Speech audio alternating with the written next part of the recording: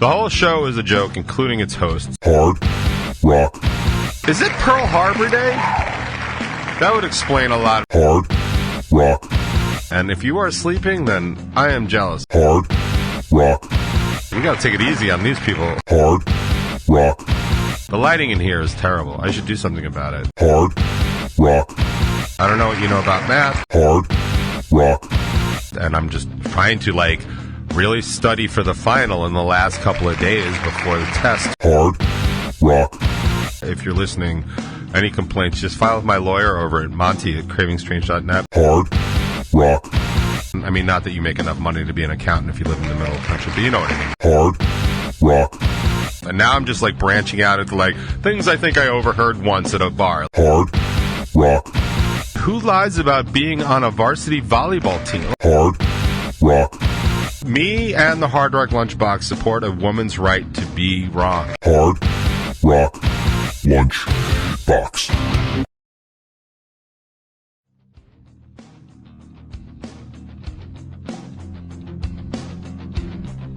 Greetings and salutations, members of the Hard Rock Lunchbox, the top 20 and above and beyond. It is a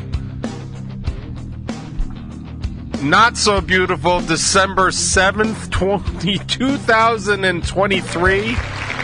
Is it Pearl Harbor Day? That would explain a lot of today so far. Is it Pearl Harbor Day, December 7th? This day will live in infamy and that kind of stuff? Reminds me, if you don't know the comedian Nate Bargatze, like, you are definitely sleeping. And if you are sleeping, then I am jealous. Also, what is happening right here on this hair? See, I'm still stuck again, because I hate wearing this hat. But, like, I mean, do you see what's going on now? Like, I am in such... Hold on. Impatience is crazy.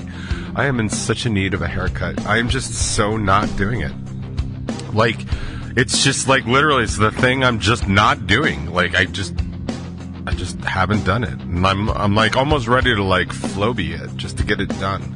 But anyway, so, Nate Bargatze, and, Pearl Harbor. Nate Bargatze is just so funny, but he definitely plays into this dumb hick thing, and he's talking about, like, history and how he doesn't know, history really well. And he says he can prove it because every time he watches, like, a history documentary, it's like, he's like, it's like he's learning it for the first time. Like, he's like, they were surprised at Pearl Harbor. Like, nobody was more surprised than I was. It's just, I could not recommend you some Nate more. I love Nate Bargatze. I actually just jump into some of his specials every now and then, watch like 5 or 10 minutes just to feel better about things. And, what is the Old Hickory joke? He's from Old Hickory, Tennessee. And the zip code is like 37138. And he's like, the reason I know that is because 37 plus 1 equals 38. It's like the federal government came in and was like, we got to take it easy on these people. Give them something easy to remember.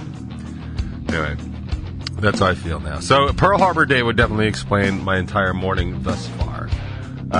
Look, it's thank the chat is here. It's Hanukkah today? I did not know that. Happy Hanukkah to those who celebrate. National Cotton Candy Day. Okay. International Civil Aviation Day and Pearl Harbor Remembrance Day. I am 1 for 4, ladies and gentlemen. That is not bad. That's a 250. That and 250. We could do some light housekeeping. I have, honestly, I don't even know if I have it. I didn't even get a chance to look. But I think there's a new episode of the Top 20 out today. If there isn't, there will be one shortly after the show. It is Tony's Man Cage, and no, I don't have Man Cave wrong. I'm talking about Tony's Man Cage. If you want to know about Tony's Man Cage, I guess you'll just have to watch the Top 20, which is available only on Strangerhood TV. I talk about getting lost, but I do have my scarf. I have since upgraded to a gator, a very fuzzy gator, by the way.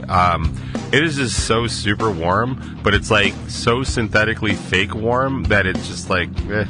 But when I need it, I need it. What I end up doing is I end up wearing it around my neck because I do want to protect my neck, because as a singer, I mentally believe I can protect my throat from the outside, which really all I can do is protect it from a throat punch. But, like, I feel like that's going to happen on the road. It's going to happen on the road. So, like, what are you going to do? Also, my beard looks weird. Why is that? The lighting in here is terrible. I should do something about it, except I'm the one that has to do something about it. So as we all know, nothing will get done about it, and that's okay, because that's just how we're doing stuff these days. In other Strangehood TV news, Dawn Brody from Health Podcast. I have no idea. I didn't get a chance to watch. I didn't even watch. I'm not even sure that I posted my own show. That's how far behind I am. The only thing I actually did watch this week is I watched Waterbury's What Would Waterbury Do? Kind of the after. He does his kind of thoughts and examinations, personal insights and stuff after he does a What Would Waterbury Do? I find them, as much as I enjoy the actual performances that he does, because I think they're always interesting takes on stuff, the actual personal part is always what's interesting to me. It's why I like doing this show. It's why I like Discussions and Drinks on Jimmy and Mike's show. Oh, by the way, Discussions and Drinks. More recording updates. Jimmy is a less weathered Johnny Depp. I'm going to have to listen to that. And Mike is a ginger. I might have to listen to that part, too, because there might be something to it. But, yeah. Man, I look awful. I know you guys can't see this yet, but you will be able to see this in a week. But I really do look terrible. I look like the week I've been having, is basically what it is. Yeah. I'm like a patchwork of, my natural hair color. I got gray coming in. The thing with gray, it really, I have gray hair,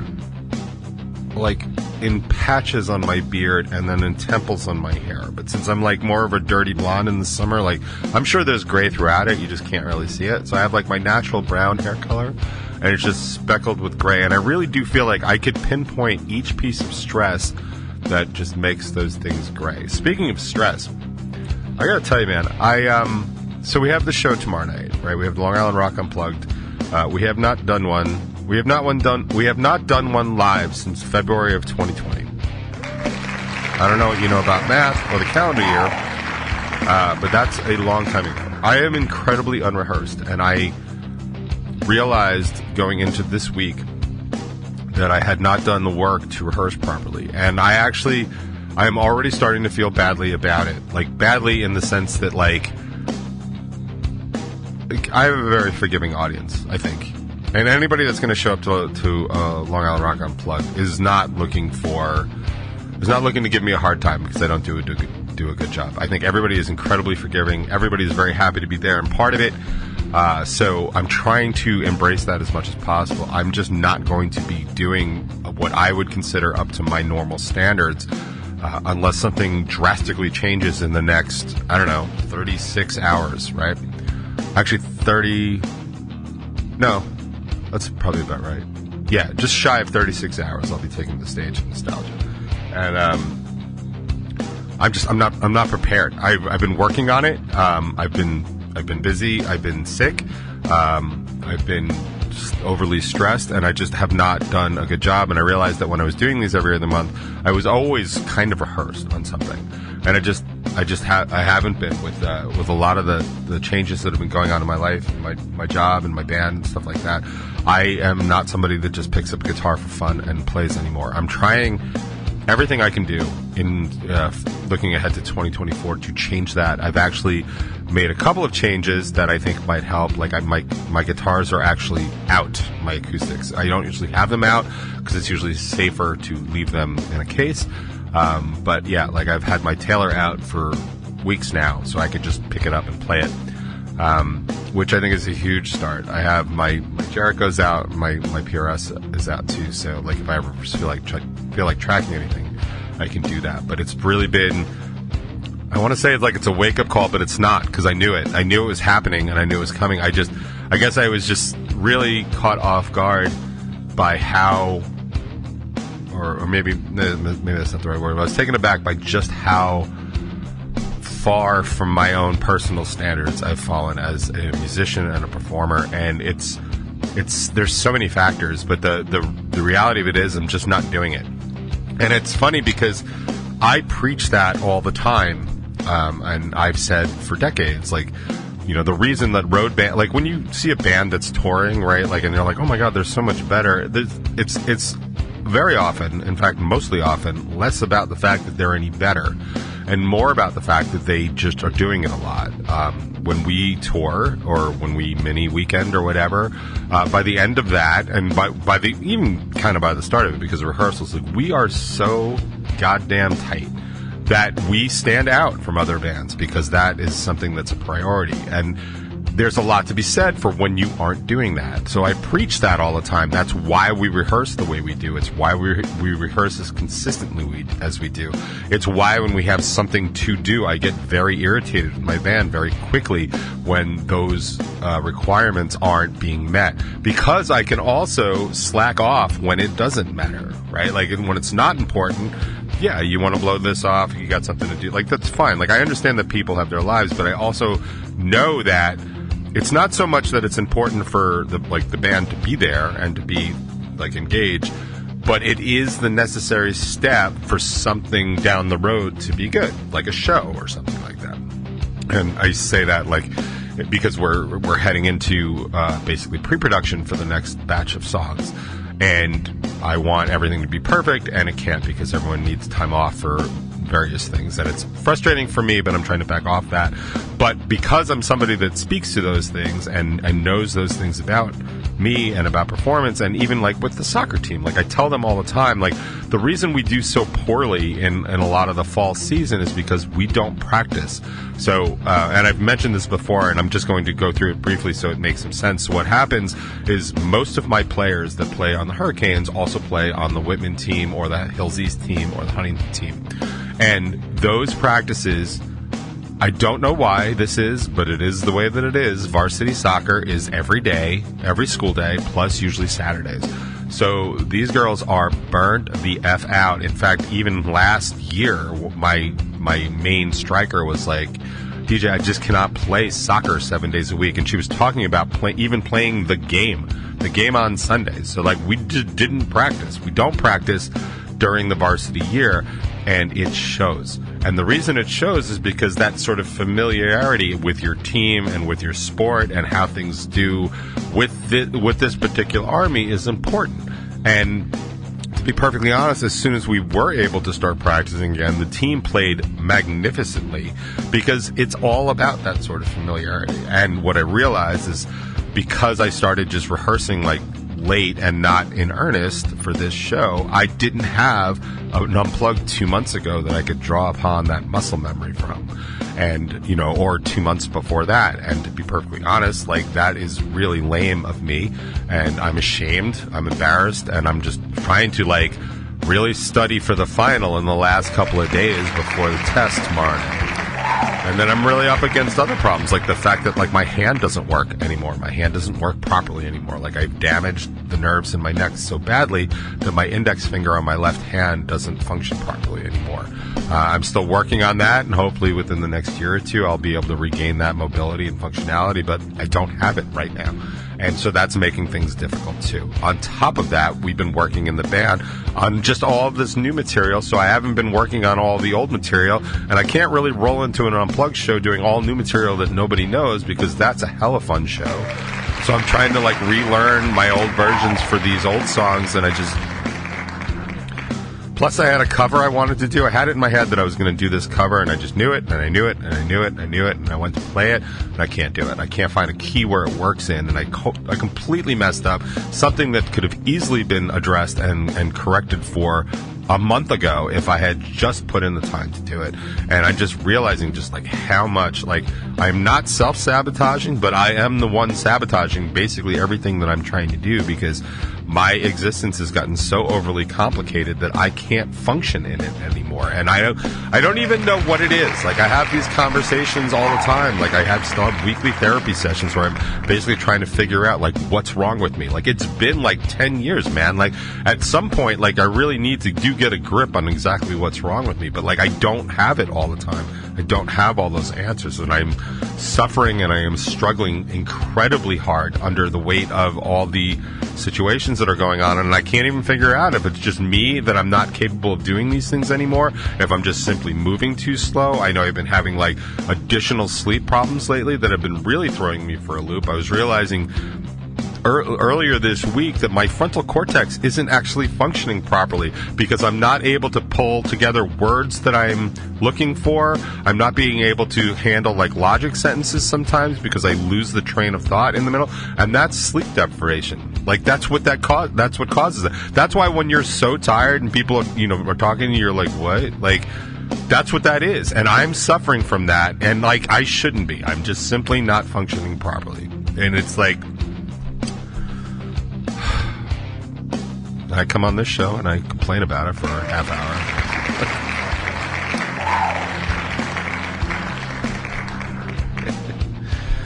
Oh man, if you haven't had a chance, speaking of comedians, if you haven't had a chance to watch the new Sarah Silverman special, newish, it's from like March,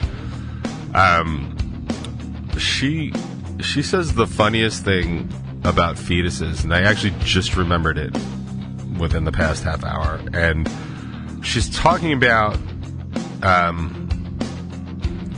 anti-choice rallies and anti-choice people, and she actually says something along the lines of something that I've said forever, which is like, if you're anti-choice and you truly believe in all those things, like, yeah, you really should fight for what you believe in. I wholeheartedly believe in that. Like, I really do. If something matters to you that much and you truly believe that, like, it is murder or whatever, then, like, yeah, speak your mind. And you might reach people that are just kind of on the fence or whatever, and that's fine. But she talks about how disingenuous it is to go to these protests and these rallies, because a fetus really is, and she does this, and I'm ripping the joke off incredibly, and that's fine, because so, Sarah, if you're listening, any complaints, just file with my lawyer over at Monty at cravingstrange.net, but a fetus is about this big, and she's like, but like, can't be like, well, this is murder, like, because, yeah, I mean, and, she's, she talks, I'm not even going to do the whole joke, but the one part that was really funny, she's like, the disingenuous part is that you show up at these rallies and they have these huge signs of fetuses, and she says, fetuses just aren't that huge, like, and she says what's funny about it is that if fetuses actually were that huge, most of those people at those rallies would hunt them. And I almost passed out laughing because it's not even funny as much as it is completely true. Like, if a fetus was that big, like, it's like I was listening to Two Bears, One Cave. It's the Tom Segura and Bert Kreischer podcast yesterday, and Bert was talking about this joke that Colin Quinn had told that Colin Quinn doesn't even remember telling, and I literally had to stop in my tracks and just like hold my chest because I was laughing so hard. Colin Quinn was talking about like how people like are always like trying to save the environment, and he's like, look, this room, like, polar bears, like, save the polar bears, and he's like, you guys are so full of shit. He's like, if a polar bear walked in here right now, you'd all be throwing your chairs at it. Like, and there really is something to be said about comedy that isn't just funny, that also happens to be completely true. Like, that is, because, right, like, think about where you are right now. Like, wherever you are, just stop for a second. Think about, like, you look over your left shoulder, and there's a polar bear right there. Like, what are you thinking? Is it save the polar bears, or, like, I'm going to throw my chair at this polar bear? Like, I know for me.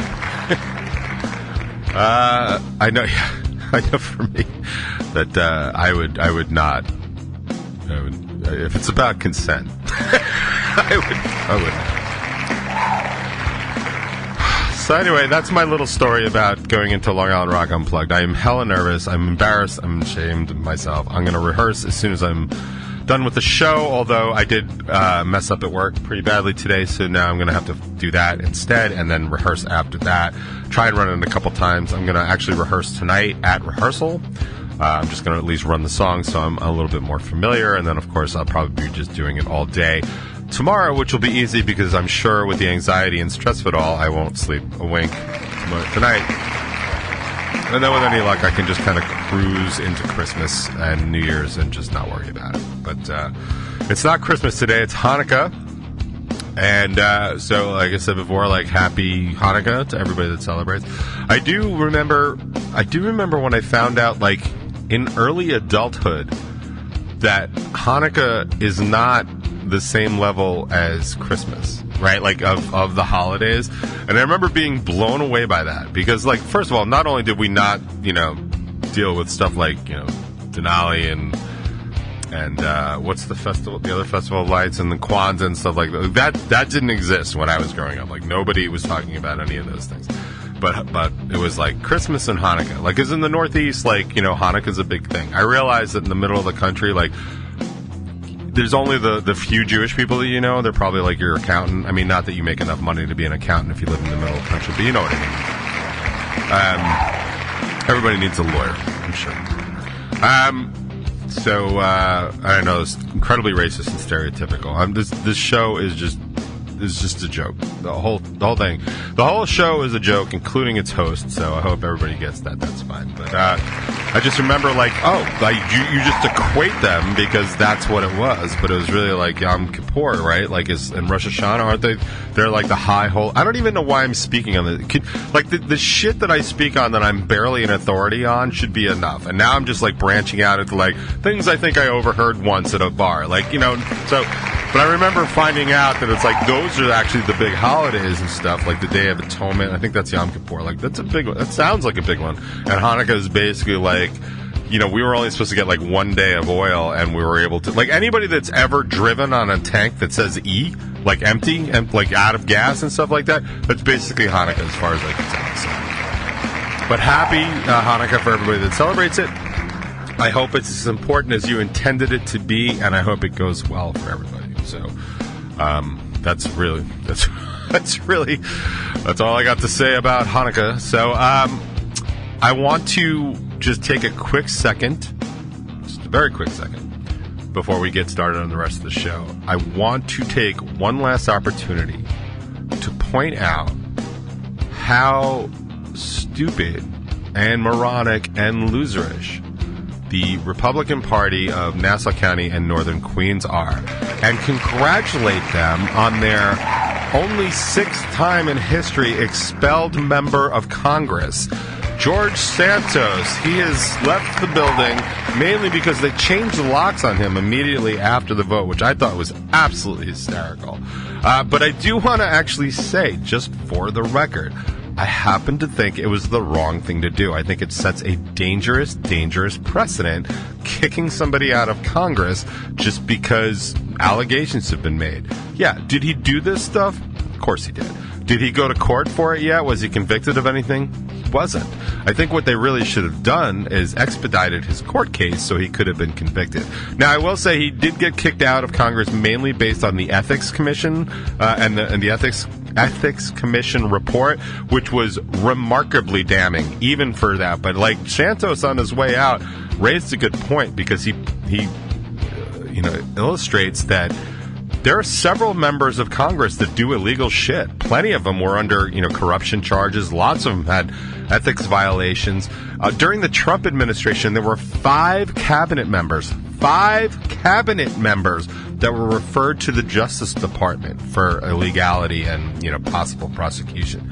That's ridiculous. So Santos is not the only one doing, like, scummy things. He was just so flamboyant about it, and honestly, just such an asshole about the whole thing that he just kept it going. They would not leave him alone, and he just kept doing stupid stuff and ridiculous stuff. I mean, like, dude, who lies about being on a varsity volleyball team? Like, what?